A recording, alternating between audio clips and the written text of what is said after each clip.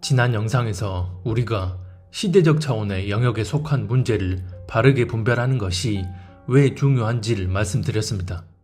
오늘은 그 부분에 대한 연장선상에 있는 내용이라고 볼 수 있는데, 즉 시대적 차원의 영역에 속한 문제를 내 개인적 차원의 영역 안에서 적용하려고 할 때 어떤 마음 자세로 그 방향성을 확립해야 하는지에 대한 부분입니다. 마지막 때 온갖 미혹들이 교회 안팎에서 횡행하는 현실을 살아가는 그리스도인들에게 있어서 가장 중요한 덕목 중에 하나가 바로 분별입니다. 그런 의미에서 분별에 대해 보다 세밀하게 이해해야 할 필요가 있을 것 같습니다. 분별은 크게 두 가지로 나눠 볼 수 있는데, 바로 지적 분별과 영적 분별입니다. 하나님을 믿는 그리스도인에게는 반드시 지적인 분별이 선행되어져야 하는 게 맞지만, 그런 지적 분별에만 그쳐서는 안 되고 반드시 영적 분별에까지 이르러야 합니다. 먼저 지적 분별은 말 그대로 드러나는 외적인 상황과 문제를 팩트에 기반한 지식과 논리에 의한 바른 관점으로 인식하는 것입니다. 하지만 영적 분별은 여기서 한 발 더 나아가 겉으로 드러나는 것 이면에 영적 근원에 기반한 영적 원리를 파악하는 것이 선행되어야 합니다. 그리고 그런 영적 원리 안에는 반드시 하나님의 마음이 부어져야만 가능합니다. 빌립보서 2장에 보면 이런 말씀이 나옵니다. 아무 일에든지 다툼이나 허영으로 하지 말고 오직 겸손한 마음으로 각각 자기보다 남을 낮게 여기고 각각 자기 일을 돌볼 뿐더러 또한 각각 다른 사람들의 일을 돌보아 나의 기쁨을 충만하게 하라. 빌립보서 2장 2절로 4절. 여기서 보면 무슨 일을 하든지 다툼이나 허영으로 하지 말고 오직 겸손한 마음을 품고서 자신보다 다른 사람을 더 낮게 여기고 자기 일에만 관심 가질 게 아니라 다른 사람의 일에도 관심을 갖고 그들을 돕고 섬겨야 한다고 말씀합니다. 여기서 우리는 하나님의 마음을 알 수 있습니다. 즉, 자기 자신만을 생각할 게 아니라 다른 사람에게도 관심을 갖고 그들을 어떤 식으로든 돕고 섬길 수 있어야 한다는 것입니다. 그래서 성경의 전체적인 모토가 바로 하나님을 사랑하는 것과 거기에서 기반되는 이웃사랑인 것이고, 이런 하나님의 마음이 우리 안에 투영되어지는 단계에 이르러야만 하나님 안에서의 진짜 분별이 이루어지는 것입니다. 다시 말해 지적 분별과 영적 분별이 함께 이루어지게 될 때 하나님의 뜻에 합당한 진짜 분별이 완성되는 것인데, 그렇지 않으면 결론적으로 하나님의 뜻과 상관없는 반쪽짜리 분별에 그치게 됩니다. 그러면 여기서 이런 반쪽짜리 분별의 케이스를 한번 살펴볼 텐데, 먼저 지적 분별만 되는 케이스는 이렇습니다. 제가 이 채널을 개설하기도 전이니까 아주 한참 전에 저명한 지식인들이 모인 어떤 토크 콘서트 영상을 본 적이 있었습니다. 그 콘서트에서 아주 유명한 모 지식인이 자신은 굳이 통일을 해야 할 이유를 모르겠다는 말을 한 적이 있습니다. 왜냐하면 통일이 되면 땅덩이는 넓어질지 모르나 그만큼 우리가 살기는 경제적으로 더 힘들어질 거란 이유에서입니다. 그러면서 예로 든 게 30평짜리 아파트에서 살다가 집 평수를 60평으로 늘려주는 대신 노숙자 10대 명을 데리고 함께 살아야 한다면 굳이 그렇게 피해를 보면서까지 넓은 집에서 살 이유가 없다는 것입니다. 사람의 관점, 즉 현실적 관점에서 보면 타당해 보이는 주장일 수 있습니다. 참고로 이분은 북한의 현 정권이 주민들을 압제하는 사악한 독재 정권이라는 사실을 너무나 잘 알고 있고, 그런 독재 정권과의 평화 모두가 거짓 평화라는 사실도 아주 분명하게 인지하고 있습니다. 그래서 우리가 돈이든 쌀이든 퍼주면 그게 주민들에게로 가지 않고 북한 독재 정권이 다 꿀꺽한다는 사실도 너무나 잘 알고서 평화를 부르짖는 세상의 악한 흐름에 미혹되지도 않았습니다. 어쨌든 이분의 주장을 세속적 기준에서 보면 지극히 정상적으로 보여지는 개인주의적 관점이지만, 이것은 어디까지나 영적 분별은 차치해 버린 채 지적 분별에만 그친 경우입니다. 남에게 피해를 줄 순 없지만 나도 불편함을 감수하기 싫다는 관점. 이분은 하나님을 모르는 불신자이기 때문에 이런 주장을 할 수 있다 여길 수도 있으나 하나님을 믿는다는 이들 가운데도 다를 바 전혀 없는 인본적이고 개인주의적인 관점을 가지고서 영적 분별은 하지 못한 채 지적 분별에만 머물러 있는 경우가 상당히 많습니다. 물론 아예 이런 지적 차원의 분별조차 제대로 되지 않고 사탄이 던져주는 미혹의 덫에 그대로 걸려들어 민족 타령, 평화 타령하며 북한 정권과의 평화와 연합을 부르짖는 이들이 더 많습니다만 분명한 것은 이 문제에 있어서 하나님이 뜻하시는 온전한 분별은 먼저는 사람을 신으로 우상화시켜서 실상은 국가 차원의 사이비 종교 집단이라 할 수 있는 우상 독재 정권의 실체를 바르게 알고서 북한 주민들이 아닌 북한 정권과의 평화와 연합 통일은 악을 선하다 하는 가증한 일임을 반드시 분별해야 하고 거기에만 그치는 게 아니라 저 악한 집단에 의해 굶어 죽고 맞아 죽어가는 2,500만 북한 주민들에 대한 긍휼한 마음을 갖는 것까지입니다. 탈북민들을 대하는 마음 자세도 마찬가지입니다. 여기까지가 되지 않으면 아무리 머리로 악한 세력들의 실체를 분별했다 해도 그것은 반쪽짜리 분별에 지나지 않습니다. 세상에선 흔히 사람의 성향을 나눌 때 이기주의, 개인주의, 이타주의로 나눕니다. 하지만 그리스도인들은 여기서 개인주의는 배제시키고 이기주의와 이타주의로만 분류해야 합니다. 왜냐하면 남에게 피해를 줄 순 없지만 나도 어려움을 안 겪고 굳이 남을 도와줄 필요도 없다는 개인주의적 성향은 성경적 기준으로 보면 이기주의적 성향과 다를 바가 없기 때문입니다. 누가복음 10장 25절 이하에 보면 어떻게 해야 영생을 얻을 수 있느냐는 한 율법 교사의 질문에 예수님께서 강도 만난 이웃에 대한 비유의 말씀을 하십니다. 그런데 여기서 강도 만나 죽어가는 이웃을 보고도 하나님을 섬긴다는 제사장과 레위인은 그냥 모른 척하고 지나가 버립니다. 표면적으로만 보면 이들은 자신들이 그 사람에게 피해를 주지도 않았고 그냥 제 갈 길 가는 개인주의적 태도를 보였을 뿐입니다. 하지만 이는 죽어가는 타인을 보고도 돕지 않은 이기적 행태에 죄를 저지른 것입니다. 그래서 하나님 앞에 이들이 받게 될 심판은 너희가 저 사람에게 피해를 입혔느냐가 아니라 왜 저 사람을 보고도 그냥 못 본 척 했느냐로 심판을 받게 됩니다. 그래서 우리는 이런 부분에 있어서 흑과 백을 명확히 해야 하고 남에게 피해를 안 주는 건 당연하고 남을 나보다 낮게 여기며 하나님의 마음을 내 안에 투영시켜서 내 이웃을 내 일처럼 돕는 행함으로 나타나야 합니다. 로마서 13장에 보면 이런 말씀이 나옵니다. 간음하지 말아라, 살인하지 말아라, 도둑질하지 말아라, 탐내지 말아라 하는 계명과 그 밖에 또 다른 계명이 있을지라도 모든 계명은 내 이웃을 내 몸과 같이 사랑하여라 하는 말씀에 요약되어 있습니다. 사랑은 이웃에게 해를 입히지 않습니다. 그러므로 사랑은 율법의 완성입니다. 로마서 13장 9절로 10절. 여기서 보면 다른 많은 계명들이 있을지라도 그 계명들은 내 이웃을 내 자신같이 사랑하라는 그 계명 안에 종속된다고 말씀합니다. 다시 말해 내 이웃을 사랑하라는 계명이 이런 다른 도덕적 계명들 중 가장 큰 계명이라는 것입니다. 그리고 10절에 보면 사랑은 이웃에게 해를 입히지 않는다고 말씀합니다. 이것은 다시 말해 이웃을 사랑하지 않는 것이 곧 이웃에게 해를 입힌다는 것입니다. 그래서 나 자신만을 생각하고 다른 사람을 생각하지 않는다면 표면적으로는 피해를 입히진 않았더라도 모른 척하고 외면해 버리는 것 역시 이웃을 사랑하라는 그 계명에 어긋나는 것입니다.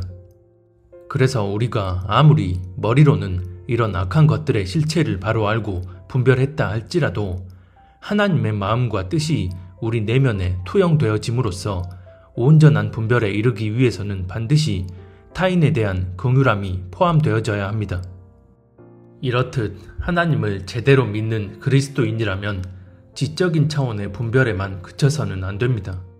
드러나 보이는 현상 너머에 있는 본질적인 실체를 제대로 파악한 후 그 중심에 하나님의 마음이 부어지는 영적인 분별에까지 이르러야 비로소 온전한 분별을 한다고 말할 수 있습니다. 즉, 악한 것의 실체를 분별하고 그런 흐름을 따르지 않는 것과 동시에 자의로든 타의로든 그런 악한 흐름에서 벗어나지 못한 이들에 대한 하나님의 마음이 내 안에 투영되어져야 하는 것입니다.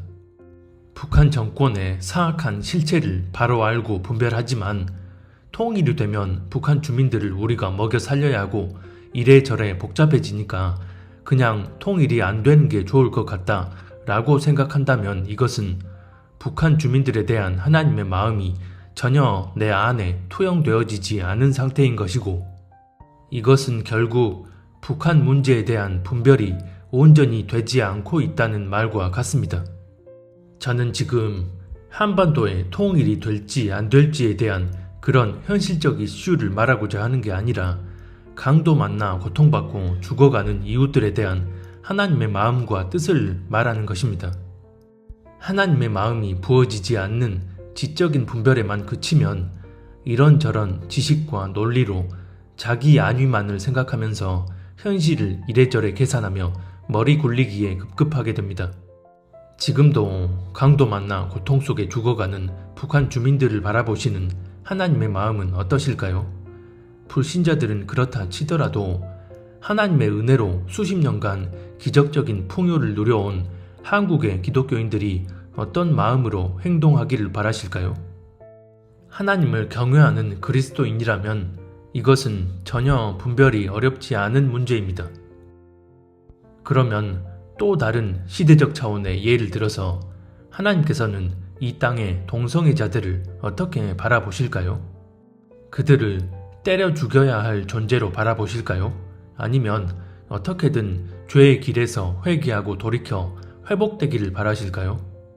이 문제에 있어서도 먼저는 인권 타령하는 세상의 미혹된 흐름에 휩쓸려서 악을 선하다 하는 망령된 방향으로 나아가지 않는 지적인 차원의 분별이 선행되어야 합니다. 성경적 기준으로 동성애는 멸망을 부르는 가증한 성적 타락이고, 이는 결국 하나님의 창조 질서를 파괴하기 위한 악한 정치 세력들이 벌이는 괴계라는 사실을 알아야 합니다. 다시 말해 세상을 멸망으로 이끌기 위한 사탄의 핵심 전략 중 하나가 바로 LGBT 이데올로기라는 것입니다. 그런데 최근에 어떤 기독교 목사라는 사람이 동성애는 죄가 맞지만 성전환 수술을 하는 건 괜찮다는 식의 궤변을 늘어놓는 경우가 있었습니다. 그냥 자기가 옳다 하는 인본적 가치관을 가지고 그걸 신앙과 교묘히 결부시켜서 하나님의 이름으로 하나님을 대적하는 참남된 행태를 보입니다. 그래서 먼저는 이런 부분들에 대한 지적인 차원의 바른 분별이 반드시 선행되어져야 합니다. 그리고 그런 지적 분별이 되어졌다면 하나님의 마음과 뜻이 어떠한지를 바로 알고서 그들이 하루빨리 그 죄에서 떠나 돌이키길 바라는 그 마음으로 기도하며, 혹시나 주변에 그런 사람들이 있다면 하나님 앞에 회복되어지도록 올바른 방향으로 인도해 줘야 합니다.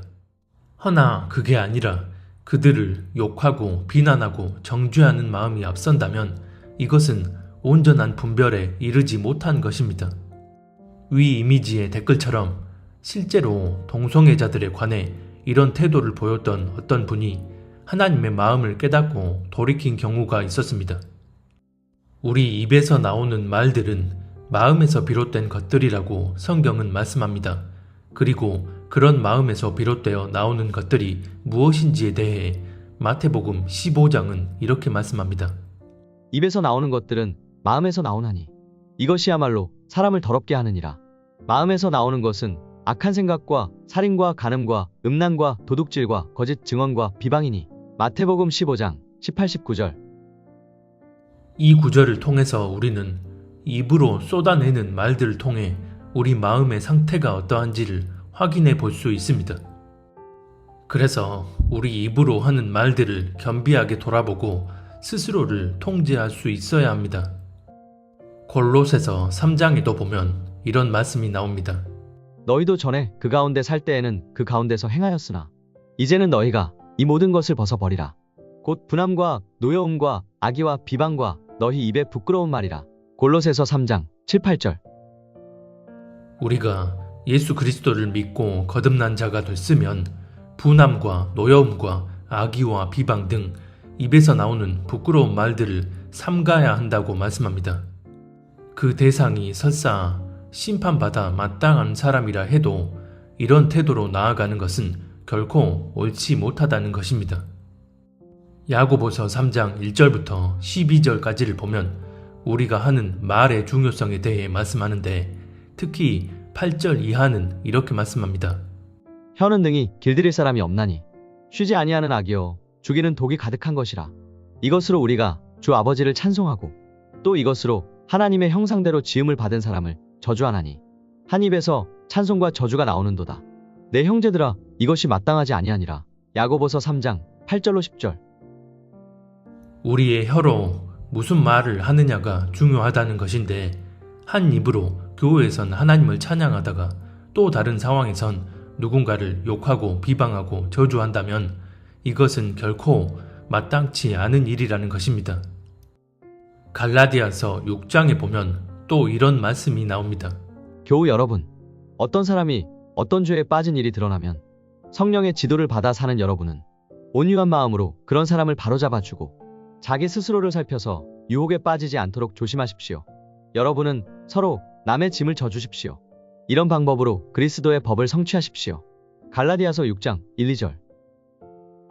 여기서 보면 어떤 사람이 범죄한 사실이 드러났을 때 우리가 성령의 인도함을 받는 사람이라면 온유한 마음으로 그 사람을 바로잡아 줘야 한다고 말씀합니다.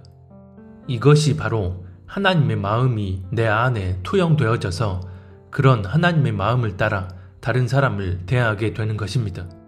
그래서 6장 2절에 보면 우리가 다른 사람의 짐을 져야 한다고 말씀합니다.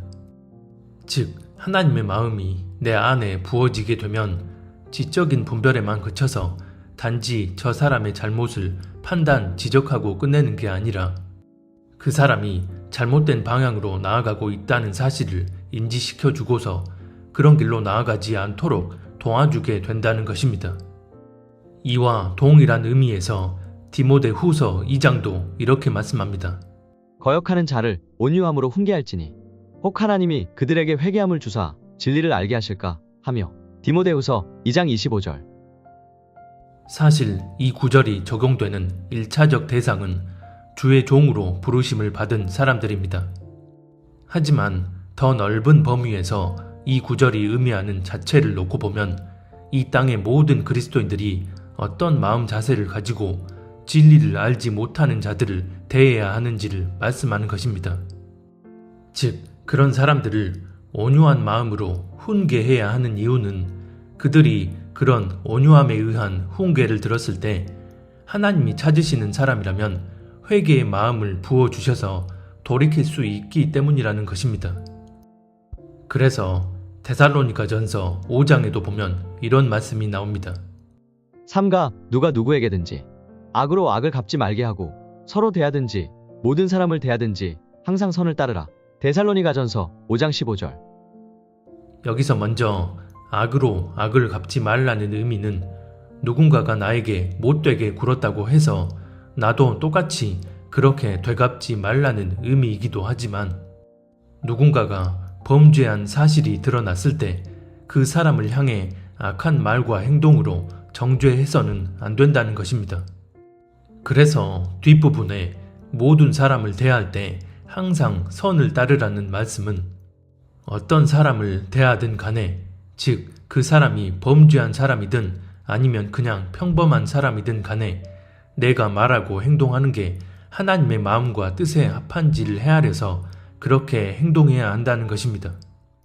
그래서 데살로니가 후서 3장 15절에도 보면 누군가가 잘못된 방향으로 나아가는 것을 봤을 때 원수같이 생각하지 말고 형제같이 권면하라는 것입니다. 이런 엄중한 시대적 차원의 문제에 있어서 온전한 분별을 하는 그리스도인이라면 하나님의 마음을 받아서 그분의 뜻을 최우선으로 헤아리며 그에 따른 방향성으로 나아가야 합니다. 하나님의 마음과 뜻이 어떠한지를 먼저 깨닫고 그 마음을 따라 우리의 생각과 마음 그리고 말과 행동으로까지 이어져야 하는 것입니다.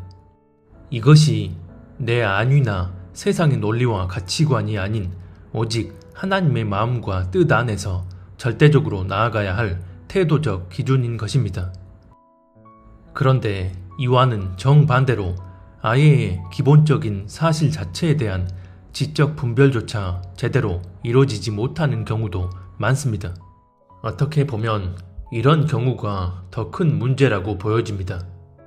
그래서 오늘날 많은 교회들을 보면 세상의 잘못된 가치 흐름에 그대로 휩쓸려서 악을 선하다, 선을 악하다 하면서 기본적인 분별력조차 상실되어 버린 채 미혹의 늪에 빠져 허우적거리면서도 스스로 인식하지 못하는 경우가 태반입니다. 표면적으로만 보면 마치 하나님의 마음이 부어져서 긍휼한 마음으로 나아가는 것처럼 보이나 실상은 광명한 천사로 가장한 사탄 마귀가 감성만을 앞세워서 사람들을 미혹시키는 것입니다. 앞서 본 것처럼 많은 교회들이 북한 정권과 북한 주민을 구별하지 못한 채 민족 타령, 평화 타령하면서 우리가 돈 주고 쌀 주고 지원해줘야 저 북한 주민들이 굶어 죽지 않는다고 주장합니다.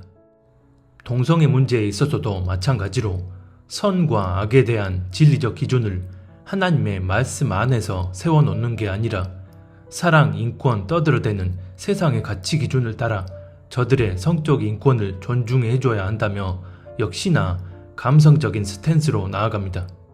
이런 식으로 스스로 진보를 자처하고 감성파리로 선동하며 인권을 존중하고 차별을 금지해야 한다는 명목에 가증한 악법을 만들려고 하는 정치인이나 정당을 노골적으로 지지하면서 사역자들이 교인들을 향해 이런 미혹된 메시지를 선포함으로써 모두가 다 이 미혹의 덫에 걸리도록 만듭니다. 이성과 감성의 영역이 적절한 조화와 균형이 이루어지지 않고 감성에 완전 지배당해 버린 채 지적인 분별력이 결여되어 버린 경우입니다. 이런 경우 뒤늦게라도 바로 알고 분별하여 돌이키는 경우도 간혹 있지만 대부분은 그 중심의 문제로 비화되어 끝까지 그 길로 내달리게 됩니다.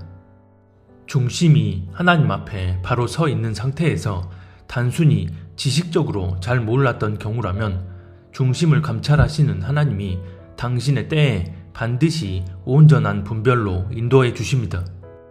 하지만 잘못된 분별을 하고 있으면서도 스스로 깨닫지 못한 채 그 길로 거침없이 내달려 가고 있다면 이것은 단순한 지식의 부재의 문제가 아니라 중심의 온전함 여부의 문제입니다. 예수님의 공생의 당시에도 하나님에 대한 종교적 열심이 있고 율법에 정통하다 자부하던 서기관 바리새인들이 예수님을 대적했던 이유는 단순 지식의 부재 때문이 아니라 그 중심의 완고함 때문이었습니다. 그래서 설령 바른 소리를 듣게 됐을 때에도 내가 그동안 잘못 알고 있었나? 라고 하며 겸비한 마음으로 스스로를 돌아보는 게 아니라 감정적 요소가 선제적으로 반응하며 내가 옳다 여기는 바를 사수하기 위한 변론만을 생각하게 됩니다. 예수님 당시 서기관 바리새인들이 그러했습니다. 그래서 이런 사람들은 중간에 깨닫고 돌이키는 게 아니라 그 방향으로 끝까지 그렇게 내달리게 됩니다. 선을 악하다 하고 악을 선하다 하는 그 문제는 단순히 지식적으로 잘못 아는 그런 차원이 아니라 진리를 따르지 않고 불의를 따르려는 중심에 의한 문제임을 의미하기에 이런 사람들에 대해서는 하나님께서 미혹이 역사하도록 그대로 허락하십니다. 이에 대해 데살로니가 후서 2장은 이렇게 말씀합니다. 이러므로 하나님이 미혹의 역사를 그들에게 보내사 거짓 것을 믿게 하심은 진리를 믿지 않고 불의를 좋아하는 모든 자들로 하여금 심판을 받게 하려 하심이라. 데살로니가 후서 2장 11-12절. 하나님께서 이런 일들을 허락하신 것은 진리가 아닌 불의를 좋아하는 자들을 심판하시기 위함이라는 것입니다. 그래서 계시록 마지막 장인 22장에 보면 이런 말씀이 나옵니다. 불의를 행하는 자는 그대로 불의를 행하고 더러운 자는 그대로 더럽고 의로운 자는 그대로 의를 행하고 거룩한 자는 그대로 거룩하게 하라. 요한계시록 22장 11절. 중심이 온전치 않은 자들에겐 세상에서 통용되는 그 미혹의 가치가 그대로 스며들도록 허락하심으로써 심판을 행하시겠다는 것입니다. 사실 이 땅을 살아가는 불의한 중심을 가진 자들에게 하나님이 행하시는 가장 큰 심판은 어찌 보면 그냥 그 상태 그대로 살아가도록 내버려 두시는 것입니다. 이렇게 되면 자신이 멸망길로 나아가고 있는지조차 모른 채 그 길을 향해 열심히 내달리게 됩니다. 이것을 로마서 1장 24절은 하나님이 그들을 마음의 정욕대로 더러움에 내버려 두셨다고 말씀하고 28절에 보면 그들이 마음에 하나님 두기를 싫어하매 하나님께서 그들을 그 상실한 마음대로 내버려 두사 합당하지 못한 일을 하게 하셨다고 말씀합니다. 이것은 하나님을 대놓고 믿지 않는 그런 불신자들만을 지칭하는 게 아니라 하나님을 믿는다고 하나 실상은 그분의 뜻을 따라 살지 않는 모든 자들을 향한 말씀입니다. 그러면 그런 자들이 행하는 합당하지 못한 일들이 무엇인지에 대해 30절 이하는 이렇게 말씀합니다. 불의, 추악, 탐욕, 악의가 가득한 자여. 시기, 살인, 분쟁, 사기, 악독이 가득한 자여. 수군수군하는 자여. 비방하는 자여. 하나님께서 미워하시는 자여. 능욕하는 자여. 교만한 자여. 자랑하는 자여. 악을 도모하는 자여. 부모를 거역하는 자여. 우매한 자여. 배약하는 자여. 무정한 자여. 무자비한 자라. 그들이 이 같은 일을 행하는 자는 사형에 해당한다고. 하나님께서 정하심을 알고도 자기들만 행할 뿐 아니라 또한 그런 일을 행하는 자들을 옳다 하느니라. 로마서 1장 29절로 32절. 하나님 앞에 합당치 못한 마음을 품고 저런 악한 행위들로 나아가고 있으면서도 스스로 깨닫지 못한 채 자신들도 그렇게 행할 뿐 아니라 그렇게 나아가는 이들을 옳다 여긴다는 것입니다. 대표적으로는 시대적 차원의 문제에 있어서 공산주의를 옹호하고 동성애를 옹호하고 WCC와 WEA 카톨릭과의 연합을 추구하는 이들이 바로 그런 자들이고, 또 이런 시대적 차원의 문제를 머리로는 바르게 분별하고 있지만 개인적 차원의 영역 안에서 다른 사람을 멸시, 조롱, 정죄하는 경우도 여기에 해당이 된다고 볼 수 있는데, 교만함, 수군수군함, 능욕함, 무정함, 무자비함 등이 여기에 해당이 된다고 볼 수 있습니다. 또 스스로 마치 하나님의 긍휼함을 가진 것 마냥 인권을 위하고 평화를 위하고 그럴듯한 가치들로 포장한 채 감성적 스탠스로 나아가면서 실상은 성과 악을 뒤바꿔 버린 이런 경우에는 불의, 교만함, 우매함, 그리고 하나님이 미워하시는 자가 여기에 해당이 된다고 볼 수 있습니다. 다시 말해 이 구절에서 열거된 행위들이 어떤 식으로든 다 해당이 된다는 것입니다. 하지만 자신은 옳은 방향으로 나아가고 있다 여기기에 자신이 하나님의 심판의 반경 안에 들어와 있는지조차 깨닫지 못합니다.